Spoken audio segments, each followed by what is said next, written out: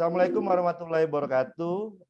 Rekan suara pemerintah di seluruh Indonesia, bersama saya Arif Munajat di program Special Interview. Special Interview kali ini saya akan berbincang-bincang dengan Bapak Haji Khairoman J. Putro.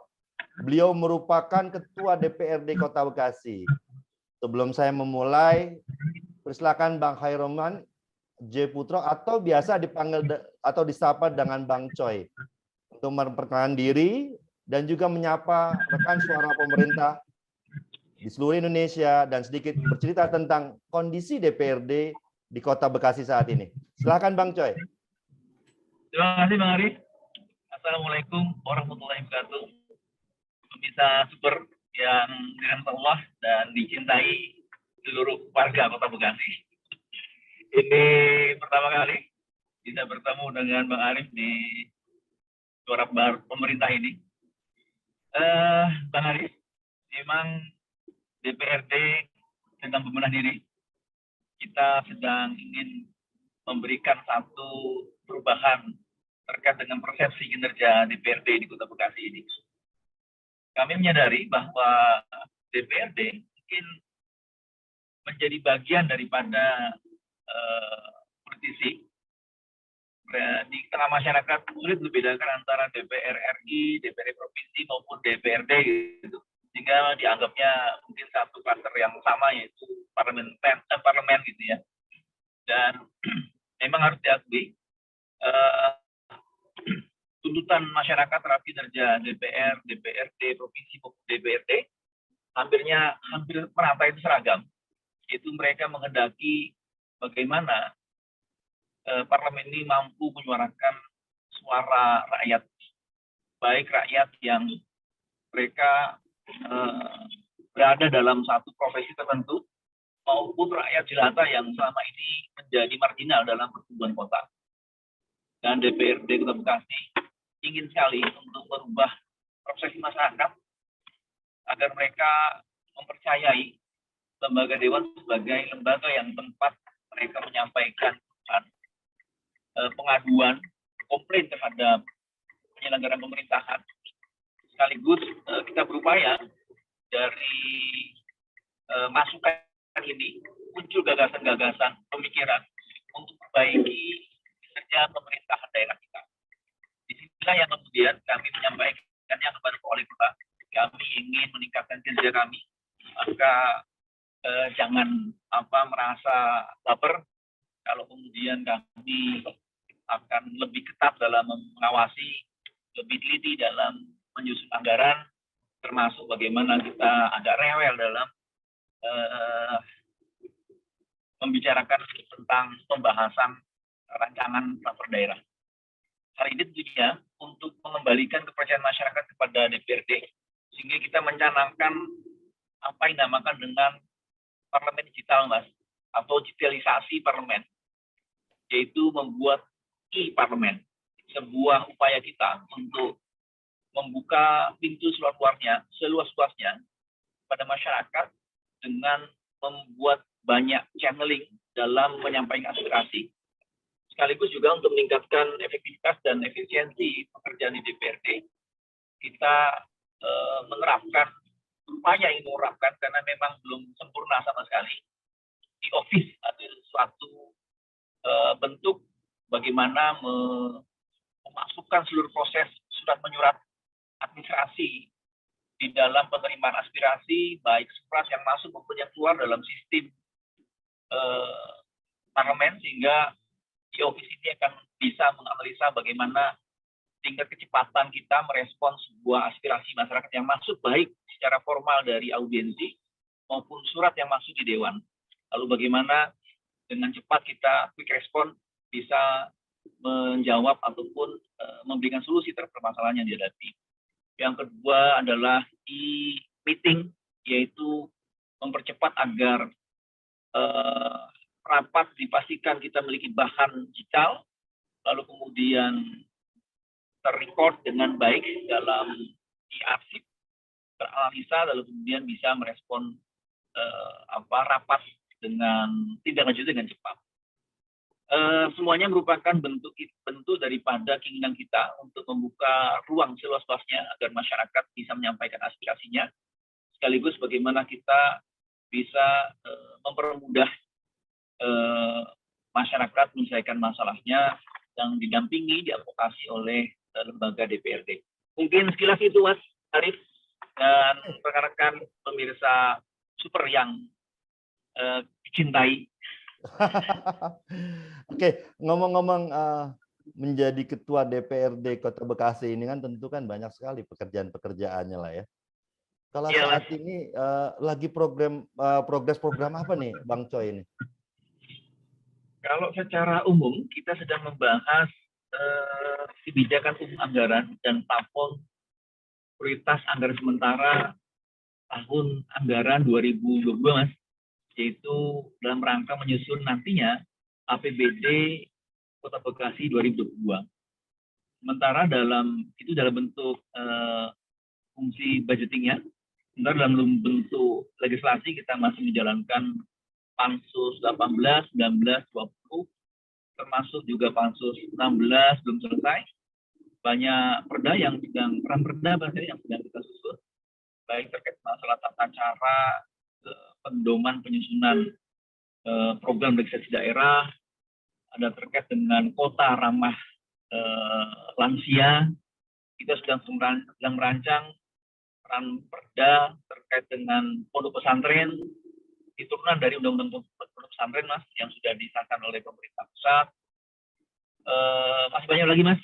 Intinya dalam hal membuat atau menyusun ramperda, Kota Bekasi termasuk yang sangat produktif, yaitu membuat inisiatif dalam bentuk ramperda inisiatif. Nah, ramperda lansia atau kota ramah lansia pun termasuk rancangan perda terkait dengan pesantren itu pun adalah ramperda inisiatif dari DPRD.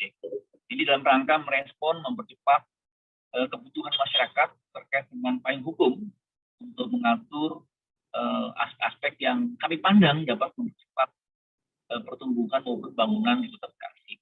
Demikian, Mas Arif. Oke, kalau kondisinya seperti itu banyak sekali ya, berarti ya teman-teman di DPRD Kota Bekasi, tentunya Bang Choi bersama rekan-rekan melakukan percepatan dalam perwujudan aktualisasi undang-undang yang akan dibuat. Seperti tadi disebutkan adanya undang-undang lansia dan santri dan lain-lain. Sejauh mana sih kalau boleh tahu pola ketika undang-undang itu sudah diketuk palu agar masyarakat dapat mengetahui undang-undang itu sudah diketuk palu dan bagaimana caranya teman-teman di anggota dewan pola strateginya di masyarakat Kota Bekasi khususnya itu bisa mengetahui bahwa undang-undang ini sudah dibuat loh. Dan bagaimana pengimplementasiannya di masyarakat tentunya, Bang. Iya. Terima kasih, Mas Arif dan pemirsa super yang berbahagia. Mungkin lebih tepatnya bukan undang-undang, Mas, tapi perda, di mana rancangan perda di awal memang salah satu titik krusial yang paling menjadi titik strategis untuk bisa menjadikan sebuah perda itu efektif adalah pada saat tahap perencanaannya, di mana saat tahap perencanaan sebelum sebuah rancangan perda disusun, maka DPRD biasanya dituntut untuk melakukan rapat dengar pendapat, Mas, dengan mengundang seluruh stakeholder yang terkait dengan sebuah rancangan perda. Sebagai contoh, misal saja rancangan perda pesantren ini. Di pesantren ini ada dua hal. Sebelum peran perda disusun, maka kita melakukan konsultasi pada berbagai pihak untuk menyusun daftar inventaris masalah. Lalu dipertegas lagi apa substansi yang tidak dimasukkan sebagai muatan lokal yang masih masuk dalam keuangan daerah yang diberikan amanah oleh sebuah undang-undang. Dielaborasi, kemudian dikomunikasikan di semua pihak, sehingga berbagai pihak yang terkait dengan sebuah rancangan perda, kita dengarkan aspirasi dan pandangannya.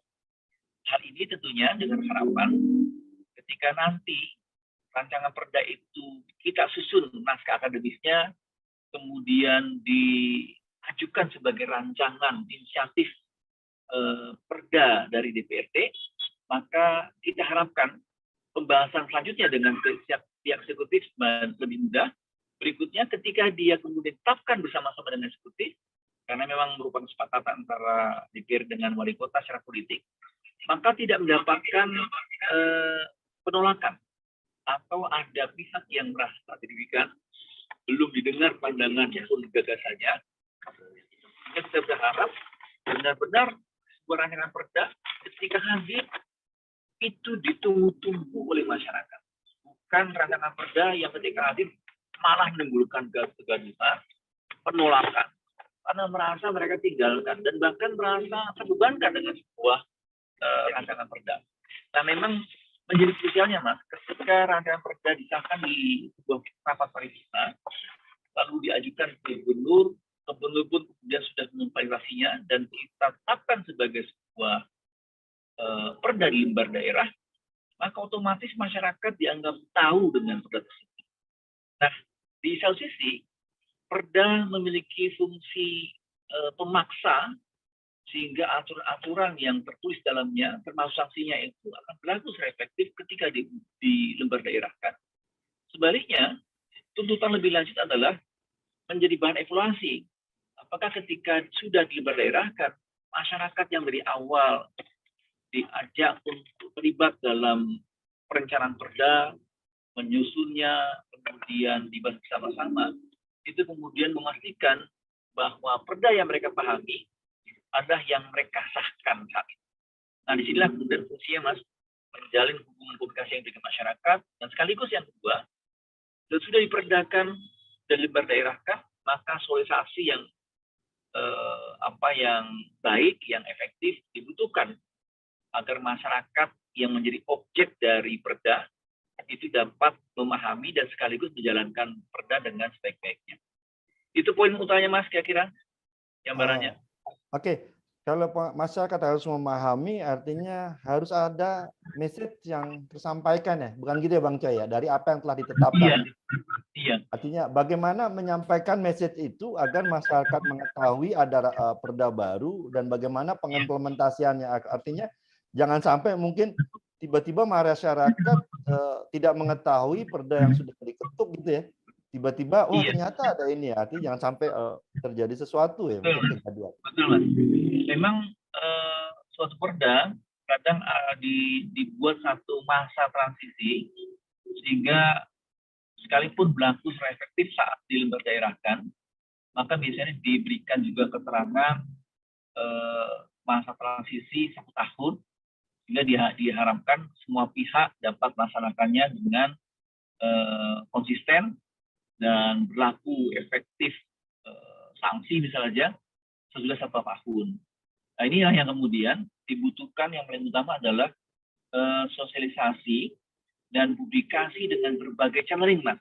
Khususnya di masa digital sekarang ini, di masa milenial sekarang ini, di mana kita membutuhkan banyak sekali channeling, penggunaan media baru yang memungkinkan masyarakat tidak hanya mengenal seluk-beluk isi konten perda yang kadang jelimet gitu, tapi diperlukan sebuah alat promosi dan edukasi termasuk sosialisasi yang lebih ringan, lebih funny, lebih mudah gitu ya, dengan menggunakan mungkin sekarang media TikTok gitu ya, kemudian Instagram dan sebagainya, termasuk terpampang di portal jaringan dokumen dan informasi JDIH hukum yang terlinkkan dengan semua sistem JDIH ataupun jaringan dokumen informasi hukum Indonesia, sehingga bisa diakses oleh semua pihak.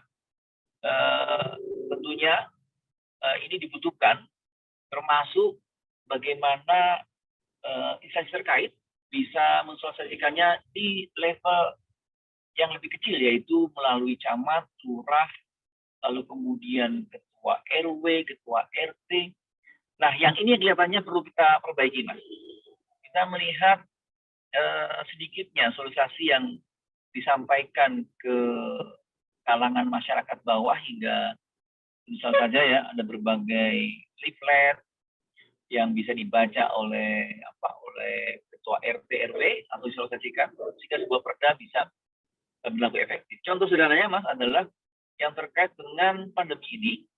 Kami Kota Bekasi itu termasuk yang pertama kali sesudah DKI Jakarta itu membuat perda ATHB sebutnya AKB, adaptasi kebiasaan baru. Tapi di Kota Bekasi kita menggunakan ATHB, adaptasi tatanan hidup baru. Sama saja Mas istilahnya. Nah, ini juga sama, ketika ditetapkan di Kota Bekasi, sosialisasinya akhirnya dilakukan oleh lurah, oleh ketua RW gitu ya. Namun kendala utamanya justru malah instrumen pendukung publikasi yang kurang. Kita tidak memiliki leaflet gitu ya, akhirnya seralitan. Itu kayaknya Mas. Jadi tidak hanya leaflet tapi juga leaflet digital itu dibutuhkan sekarang. Banner dibutuhkan tapi juga banner digital juga dibutuhkan. Sehingga masyarakat bisa mendapatkan banyak sekali peluang informasi dari berbagai media baru yang bisa dimanfaatkan oleh pemerintah daerah. Begitu Mas, kira-kira. Saya jadi teringat diskusi saya dengan Ketua IPRA Humas. IPRA Humas itu Ikatan Pranata Humas. Rekan kami, Mas Torik, bahwa sangat diperlukan kerjasama semua pihak, khususnya Pranata Humas atau divisi Humas dari pemerintah untuk bersama-sama melakukan aktivitas sosial media yang mempunyai tone yang sama atau message yang sama.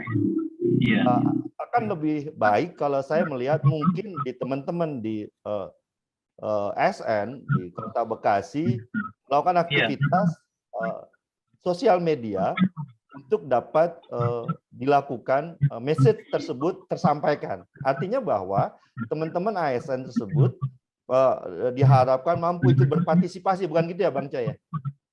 Iya, ini apalagi Mas, kalau sudah melibatkan banyak ASN, mereka bisa memanfaatkan channel-channel pribadinya selaku ASN gitu ya, itu lebih luar biasa lagi. Padahal kalau kita lihat di masyarakat digital, khususnya di Kota Bekasi ini, mungkin sudah hampir satu orang memiliki 2-3 media baru yang mereka kelola, tentunya akan lebih masif lagi apabila memanfaatkan media-media baru sebagai alat publikasi. Benar sekali Mas.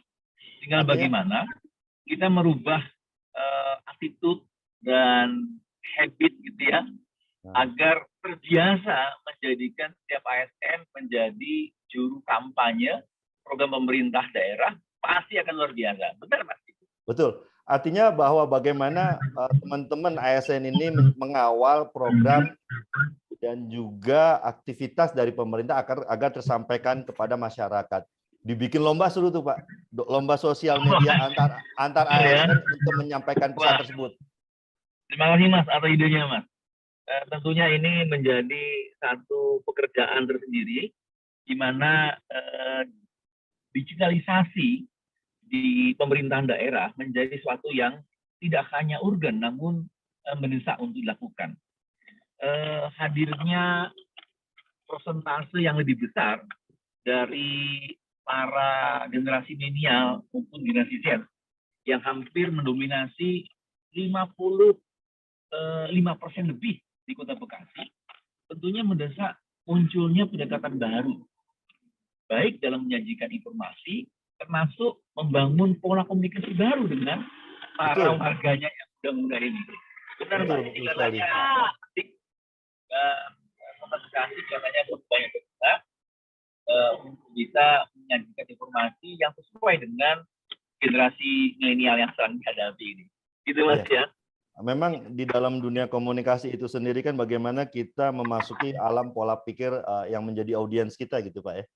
Dan bagaimana dengan alam audiens kita itu bagaimana kita menyampaikan pesan-pesan. Dan tentunya dengan begitu banyaknya ASN Bekasi kan seru sekali kayak gitu ya, satu orang memiliki 3-4 sosial media ya kan. Terus berlomba-lomba oleh DPRD yang dipimpin oleh Bang Coy gitu, bikin perlombaan menyampaikan message perda tersebut. Mungkin lebih tepat bagaimana konsentrasi itu bisa diangkat di level OPD, organisasi perangkat daerah, level dinas, level kecamatan, kemudian betul. kelurahan, atau bahkan tadi setiap pejabat kepala dinas terkait memiliki akun-akun yang memang secara aktif itu Mas ya, Enggak, itu betul. melakukan komunikasi langsung kepada masyarakat. Benar Mas. Ini pun tentunya membutuhkan tidak hanya kualitas SDM Mas, karena SDM digital sekarang menjadi keharusan, Ya, di mana tidak hanya mengolah informasi menggunakan gadget, sebelumnya tentunya internet ya. betul, betul, betul. Jadi di ruang tertentu mereka membutuhkan waktu untuk aplikasikannya, lalu pesan disampaikan supaya efektif juga tidak bias, perlu informatif gitu ya. Itu perlu training ataupun diklat tertentu yang memungkinkan mereka bisa menggunakan jari jemari mereka sendiri sebagai instrumen jurnalistik. Ya ini kayaknya penting ya Mas. Terima kasih Mas. Ini katanya mudah-mudahan menjadi masukan berharga di mana percepatan digitalisasi dalam pelayanan publik khususnya pemerintahan itu memang sudah menjadi keharusan saat ini. Iya, tentunya kita menjadikan ASN bahwa perwakilan dari pemerintah untuk menyampaikan pesan-pesan tersebut kepada warganya gitu ya Pak ya. Betul. Bahkan kalau kita lihat dari sistem big data misalnya saja yang mampu mengolah berbagai informasi masyarakat, maka sekarang dituntut untuk bisa memberikan satu pelayanan yang sifatnya personal sesuai dengan keinginan masyarakat. Nah, mungkin public services 4.0 menjadi satu bentuk baru bagi layanan publik yang menerapkan IT, tentunya tidak sekedar IT, jadi bagaimana mudah, informatif, cepat, responsif, quick, kemudian mudah gitu ya, terakses. Ini pun menjadi ciri khas penyajian pelayanan publik di zaman digital sekarang. Dan ini tentunya akan sangat bermanfaat, misal saja seorang yang ingin mendaftarkan diri berobat di Puskesmas, mereka cukup mendaftarkan di sebuah aplikasi, mereka tahu dengan jumlah pasien yang keberapa, sehingga mereka nggak perlu menunggu dari pagi hari, mereka tahu nomornya, mereka tahu kapan harus hadir, dan ini akan sangat membantu kita dalam berbagai layanan. Demikian juga dengan di Bekasi sudah ada e-open Mas. E-open itu ada satu aplikasi yang memungkinkan setiap orang bisa mengakses perubahan-perubahan data mereka, termasuk memprint IKTP itu di setiap kelurahan. Bahkan untuk KK, mereka bisa mendapatkan digitalnya dan bisa di-print di kertas A4 sekarang, karena sudah terpayungi dengan hukum legalisasi, di mana setiap output KK sekalipun di-print di kertas A4, dia sudah legal. Nah, ini kan menjadi satu perhatian kita bagaimana menyajikan layanan publik di dunia digital itu makin meningkatkan kepuasan masyarakat terhadap layanan publik kita. Demikian Mas Kega. Begitu, ya. Bang C, kalau saya lihat kan sepertinya kan teman-teman di DPRD Bekasi sudah sangat banyak yang dilakukan mengenai mengenai pandemi, aktivitas perilaku baru dalam menghadapi pandemi ya, dengan programnya tadi ya. Terus, dalam hal seperti itu, kalau kita lihat dari apa yang dipaparkan oleh Abangnya, apa sih Bang yang belum Bang untuk Kota Bekasi ini Bang yang harus dibenahi ini? Kalau menurut pandangan Bang? Iya, terima kasih Mas. Sekalipun Mas ya, kalau kita lihat dari berbagai indeks pencapaian Kota Bekasi sudah cukup baik, di mana IPM Kota Bekasi dengan angka 81,50 menempatkan Kota Bekasi IPM kedua terbaik sejabat sudah Kota Bandung. Bahkan kemarin Kota Bekasi mendapatkan penghargaan layanan dinas PMPTST, nama muda pelayanan terpadu satu pintu terbaik pertama di Jabar. Lalu untuk layanan inovasi kemarin terbaik kedua, dan itu ya tidak mudah untuk mencapainya. Ternyata kebutuhan masyarakat cepat layanannya, murah tanpa adanya pungli atau pungutan, mereka akuntabel, transparan, mendapatkan layanan publiknya, itu masih tetap perlu kita sempurnakan. Hal ini terkait dengan belum semua layanan publik kita itu sudah terpenuhi standar pelayanan minimumnya, di mana setiap layanan harusnya masyarakat secara transparan dapat informasi berapa lama mereka mendapatkan layanan. Kalau misalnya lewat, berarti mereka akan mendapatkan kepastian berupa notifikasi dan sebagainya. Mereka juga punya kepastian berapa harus membayar sebagai layanan dan apa yang harus mereka siapkan untuk mendapatkan sebuah layanan. Nah, informasi ini Mas, ini memang masih perlu banyak diperbaiki. Termasuk juga bagaimana kita membuat open space yang memungkinkan agar anak muda mendapatkan layanan wifi gratis, sehingga mereka bisa menemukan tempat untuk saling sharing, saling diskusi di antara kalangan anak muda, sehingga mereka bisa share antar gagasan, mempertajam sebuah ide, inisiasi gitu ya. Dan ini ciri khas anak muda, Mas. Itu pun masih kurang kita dapatkan di Kota Bekasi. Demikian juga open space yang terkait dengan taman lingkungan, sehingga memungkinkan masyarakat Kota Bekasi bisa mendapatkan relaksasi terhadap aktivitas mereka, hiburan mereka sehari supaya nggak stres ya. Mungkin dengan kondisi banjir yang belum tertata juga, macetan gitu ya. Nah, ini kayaknya masa-masa klasik yang kita jumpai di kota-kota besar. Tapi secara umum kita tidak berharap banjir jadi semakin banyak titik rawan banjirnya, lambatnya surut, semakin dalamnya genangan. Nah, itu kita hindari, Mas.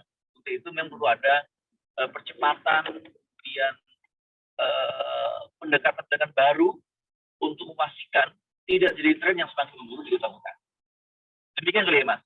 Oke, dengan sisa waktu yang dimiliki oleh Abang, apa sih Bang target terdekat dengan waktu amanah yang diberikan 2 tahun lagi Bang ya? Sampai tahun 2024 Mas ya? Kurang lebihnya 3 tahun lagi ya kurang lebihnya. Dalam 3 tahun ini apa sih Bang target Abang paling yang pengen sekali ada di Bekasi ini di masa akhir tugas? Ya, karena kita tentunya bekerja dalam ruang lingkup sebatas lembaga legislatif, tentu dengan kewenangan legislatifnya terbatas dalam 3 salah saja Mas Bang ya, yaitu hanya 3 fungsi, fungsi pengawasan, kontrol terhadap penyelenggaraan pemerintahan dan pembangunan Bekasi, fungsi budgeting dalam penyusunan APBD, dan fungsi legislasi yang menyusun perda dan pengawasan perda termasuk peraturan turunannya, baik itu peraturan wali kota maupun keputusan wali kota agar sesuai dengan amanat perda. Tapi tentunya kita menjalankan bentuk representasi masyarakat, yaitu menerima menampung aspirasi masyarakat. Nah, yang paling utama tadi sudah saya sampaikan, Mas, kita ingin secara sederhana mengubah image DPRD. DPRD lembaga rakyat terbuka, maka setiap orang yang datang ke DPRD tidak dibebankan dengan rasa seram, ketakutan, khawatir gitu ya, atau bahkan akan justru malah mendapatkan banyak masalah baru ketika datang dewan. Tapi kita berharap kedekatan komunikasi yang baik dengan masyarakat bebas dan dapat menyampaikan aspirasinya. Yang kedua, cepatnya penuntasan masalah sehingga masalah yang dihadapi masyarakat sampai ke dewan merespon dan tertindaklanjuti dengan baik. Yang ketiga, memberikan solusi tentunya, Mas.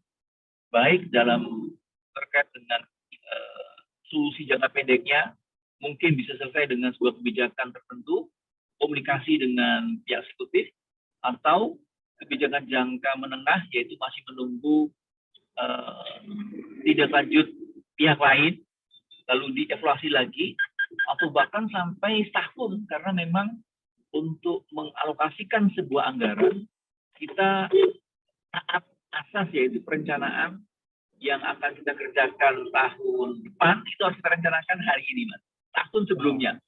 Nah, itu tentunya menjadi pekerjaan rutinnya. Nah, mudah-mudahan dengan demikian, komunikasi yang baik, kecepatan kita melayani akan memunculkan lahirnya trust atau kepercayaan masyarakat terhadap lembaga DPRD. hal ini kelihatannya Mas menjadi ujung daripada harapan kita, yaitu kepuasan masyarakat terhadap kinerja DPRD, sehingga mengalirkan kepercayaan masyarakat dan mudah-mudahan apakah nanti akan dipilih kembali itu masalah lain, tapi tanggung jawab amanah yang sudah diberikan berarti sudah dapat dilaksanakan baik-baiknya. Demikian Mas kira-kira. Pertanyaan santai nih Bang. Saya tadi Iya. melihat bagaimana Abang memaparkan kerjaan-kerjaannya, aktivitas-aktivitasnya, tujuan-tujuannya ketika menjalani amanah menjadi ketua DPRD. Ada satu hal yang membuat saya aneh, adalah sebenarnya Abang ini bisa se-charming ini dalam berbicara, bisa sejelas ini dalam berkomunikasi. Padahal yang saya lihat secara latar belakang Abang seorang teknokrat. Abang juga lulusan STAN. Jadi sebenarnya dapat talent dari mana nih Bang, ngomong-ngomong nih Bang, bisa sampai seperti ini nih Bang. Iya, memang ini kelihatannya apa namanya ya, on job training gitu Bang ya. Jadi kita itu belajar sambil bekerja gitu Bang. Dan ini katanya dibutuhkan hari ini, yaitu pembelajar cepat katanya Bang. Karena memang masyarakat kita, apapun konteksnya, membutuhkan layanan yang cepat, kecepatan merespon. Dan itu kayaknya saya banyak belajar dari para senior kita, belajar cepat ini menjadi kunci. Dan salah satu Bang, untuk bisa belajar cepat adalah berkomunikasi kali ya Bang. Saya banyak belajar itu dengan diskusi dengan orang lain. Dengan diskusi itu saya mendapatkan banyak pelajaran yang mungkin bisa didalami dengan baca buku, tapi dengan komunikasi kita dengan cepat memahami. Dewan tentunya tidak perlu menguasai detail, tapi memahami banyak hal secara global, mampu menyambung benang merah satu fakta dengan fakta lainnya, menyimpulkan, menenangkan. Nah, kelihatannya kemampuan komunikasi, Bang, ini menjadi tidak hanya kebutuhan anggota dewan. Saya merasa ini harus dimiliki oleh semua pimpinan tokoh masyarakat, pimpinan parpol. Kayaknya masalah-masalah kita, Bang, kalau boleh saya simpulkan, banyak muncul dari salah persepsi, Bang ya. Salah komunikasi itu ya, yang mispersepsi ya, Pak. Salah paham, betul. Dan ini yang kemudian kayaknya kalau boleh kita dorong, Bang, pelajaran yang penting harus dikuasai oleh anak-anak kita, itu yang pertama bahasa. Yang kedua sejarah. Yang ketiga mungkin geografi. Kayaknya ini apa alat-alat pengetahuan atau knowledge yang dibutuhkan gitu ya. Oleh seorang leader. Lebih utama betul daripada matematika kayaknya. Karena kalau saya lihat kemampuan Abang berkomunikasi kayak orang PR, Pak.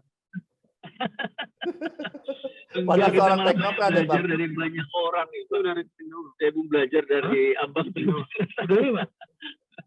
Karena sejujurnya, Bang, ketika saya melihat liputan atau artikel Abang di media kami, suara pemerintah.id, saya melihat Abang dengan image gitu ya, pakai peci. Jadi begitu kita langsung on di Zoom itu, kok pakai apa ini? Artinya ada satu pesan yang disampaikan oleh Abang gitu ya, sebagai personal branding gitu lah ya. Atau ada pesan lain gitu ya Bang yang ingin Abang sampaikan oleh para pemirsa Super TV ini. Iya. Ini Bang, saya Pak dari fraksi PKS. Saya melihat ada satu alat komunikasi yang lebih efektif dalam menyambung kita sesama anak bangsa, yaitu budaya, Bang. Budaya ini ternyata lebih efektif untuk dijalin dibandingkan pendekatan politik, pendekatan agama gitu ya. Tentunya bagian daripada itu agama bagian yang nggak dipisahkan. Tapi ada satu instrumen lain yang katanya perlu kita optimalkan, yaitu budaya. Saya termasuk, Bang, yang sangat senang melihat orang bisa menguasai bahasa daerahnya. Baik dia orang Batak, orang Jawa, orang Sunda. termasuk orang Tionghoa atau Cina sekalipun, Bang, saya dorong untuk mereka menguasai bahasanya. Karena bahasa itu merupakan hampir 50% penguasaan pemahaman budaya kita. Dan semakin kita memahami budaya kita akan makin menghargai bagaimana kekayaan budaya kita, beragamnya varian budaya kita, sehingga kita, Bang, tidak menistakan, tidak memandang rendah, bahkan, Bang, mengeksplorasi budaya itu menjadi nilai-nilai ekonomi sekarang ini. Sekarang kan kelihatan, Bang, di zaman globalisasi ini, justru terbalik, di paradok itu adalah orang ingin mencari kemandirian, keotentikan, keaslian. Nah, di sana kelihatannya, Bang, nilai-nilai budaya itu menjadi kekuatan keunggulan sebuah daerah. Daya saing daerah muncul dari budaya. Nah, saya menggunakan ini, Bang, tudung ini sebutnya nih, tudung atau ikat ini, adalah untuk memberikan satu bahasa. Bahwa mari kita banyak sekali memiliki banyak jenis budaya. Saya yakin kita paling pandai, paling siap untuk mengeksplorasi budaya kita, untuk kemudian tampil sebagai salah satu faktor penguat dari daerah. Bahkan, Bang, anak-anak muda kita dorong untuk bisa mengeksplorasi itu. Mudah-mudahan dengan cara demikian, pesan yang saya sampaikan tersampaikan, Bang, hanya dengan menggunakan tudung ini. Artinya diplomasi budaya masih lebih baik daripada diplomasi peci ya, Bang? Mungkin peci termasuk ketika bicara di level ini, Bang, level internasional gitu ya. Karena sudah masuk internasional kita pakai diplomasi peci, Bang. Betul. Tapi kalau udah masuk ke arah bagaimana kekayaan budaya kita yang beragam, kelihatannya kita banyak memiliki keberagaman, Bang, itu dalam penggunaan ikat kepala.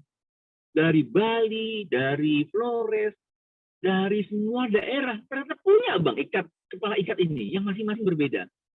Saya, Bang, kalau boleh jujur, berasal dari Jogja. Namun saya lahir di Jakarta.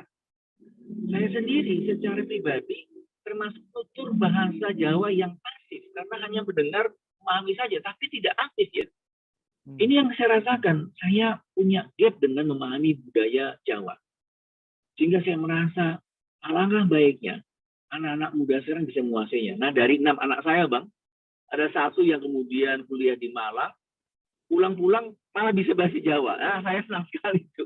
Ke depan kayaknya mendorong anak-anak kita untuk mengenal bahasa daerah. Adalah bagian untuk mencari, menitas, napak tilas, Bang, budaya, identitas bangsa kita. Mudah-mudahan dengan cara demikian, kita akan sangat menghargai bagaimana resources budaya kita yang sangat luar biasa ini menjadi salah satu kekuatan bangsa kita yang mampu merangkum keberagaman itu menjadi kekuatan. Yaitu kita bersatu. Betul sekali, Bang. Budaya Indonesia sangat luar biasa, Bang. Betul. Kelihatannya itu yang saya dapatkan. Betul. Betul. Jadi saya juga melihat bahwa sekarang generasi milenial itu mereka lebih bangga dengan kelokalan, mereka lebih bangga dengan keotentikan. Saya melihat seperti contoh kasus di daerah Jakarta itu, mungkin Abang mengetahui mengenai monumen sepatu kompas yang kemarin ada di Jakarta. Saya sempat bingung dengan sepatu kompas tersebut. Ya, artinya bahwa apa sepatu kompas ini? Ternyata itu adalah sebuah produk lokal.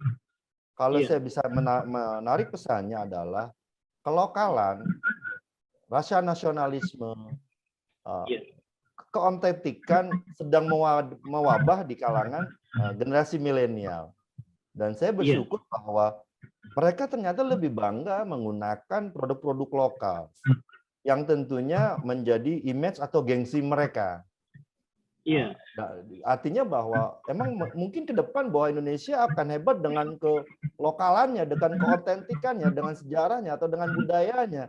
Seperti yang dilakukan oleh Abang, komunikasi budayanya dengan menggunakan ikat di kepala, yang ternyata sangat efektif dalam berkomunikasi di teman-teman DPRD.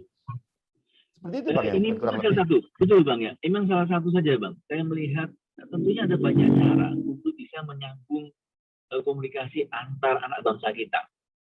Termasuk tadi, Bang, bagaimana memanfaatkan, mengeksplorasi budaya kita menjadi sesuatu yang bernilai dengan inovasi kreasi tertentu, punya nilai ekonomi. Pagi tadi Bang, di satu radio, saya biasa mengisi sebuah acara eh, morning, morning, cafe morning digital Bang. Ya. Jadi secara virtual, di mana saya mengundang sebuah narasumber. Nah, salah satu narasumber itu adalah anak muda. Dia membuat satu kafe dengan mengeksplorasi rempah-rempah, di mana dia memasukkan nama jahe sebagai brandingnya. Lalu kemudian dielaborasi lagi dengan ada beras kencur, kapulaga, kemudian berbagai makanan sehat yang berbasis budaya kita, karena dia merasakan pasca pandemi ini ternyata pengobatan herbal dari alam kita ternyata cocok untuk mengatasi masalah pandemi ini gitu ya. Akhirnya dan itu datangnya dari anak muda ya Bang?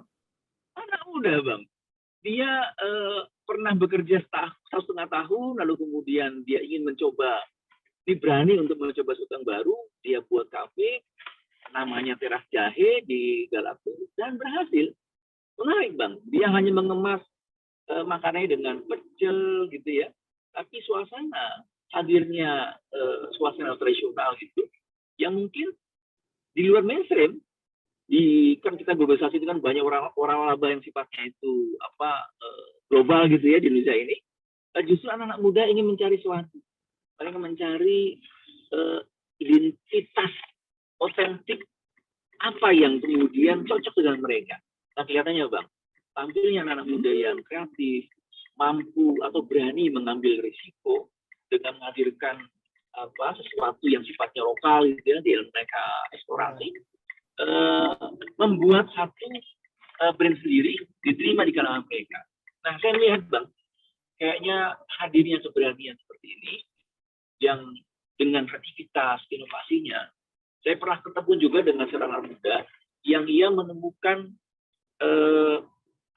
inovasi dengan memanfaatkan kulit mangga Bang, satu jenis mangga di Malang, lalu kemudian diekstrak dengan berbagai percobaan, dia akan mendapatkan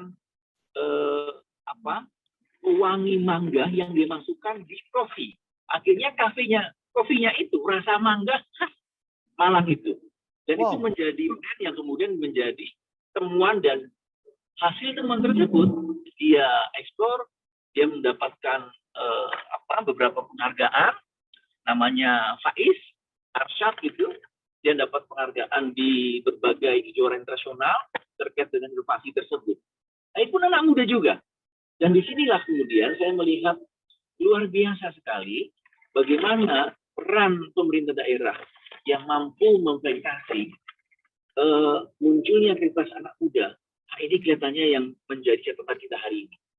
Karena anak muda ini Bang, yang masuk generasi milenial, akhir 80 sampai tahun 2000-an, kemudian generasi Z yang sudahnya itu sudah hampir dominasi 55% di Kota Bekasi. Ada belok. Tentunya ini sumber daya, sekaligus juga energi, sekaligus inspirasi dan masukan bangsa kita. Nah, mudah-mudahan ini bisa kita keluarkan.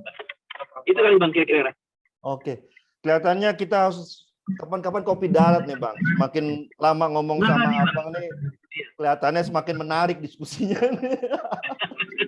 Pertama sekali tadi bahwa kemampuan Abang berkomunikasi, berdiplomasi dengan ikat. Kedua, bagaimana kepemimpinan Abang dilakukan dengan yang mempunyai latar belakang teknokrat, ternyata mampu dalam berkomunikasi.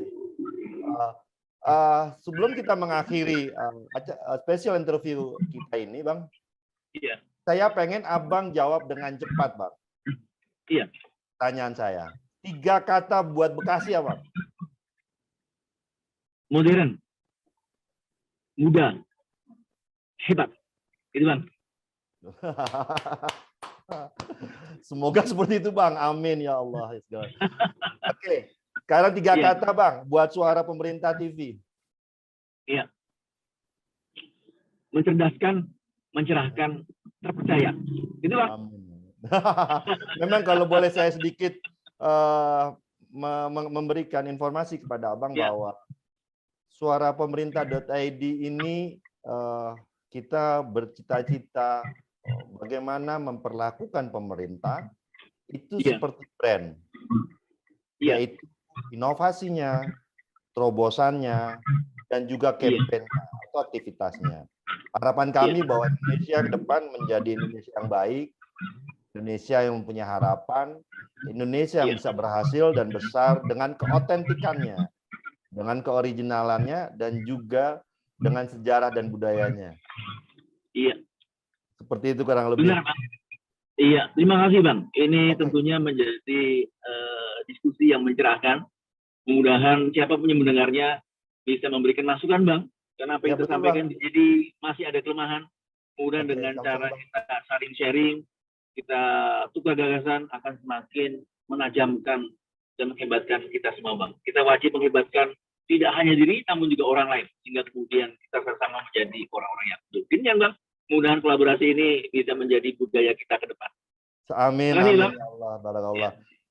Demikian teman-teman suara pemerintah, pemirsa suara pemerintah TV, diskusi saya dengan Bang Choi yang begitu banyak sekali pemaparan dilakukan oleh Bang Choi dari sisi bagaimana dia bekerja, bagaimana dia membuat sebuah perda, dan lebih kepada juga kepada kepribadian yang menarik, bagaimana dia berdiskusi, berkomunikasi dengan diplomasi budaya, dengan ikat tali yang di kepalanya, kain ikat ya Bang ya. Betul, Harapan Bang. kami bahwa pemirsa dari Super TV ini bisa mendapatkan inspirasi diskusi kami dengan Bang Choi. Demikian teman-teman pemirsa suara pemerintah TV, Super TV, diskusi saya sore bersama Bang Choi. Wassalamualaikum warahmatullahi wabarakatuh.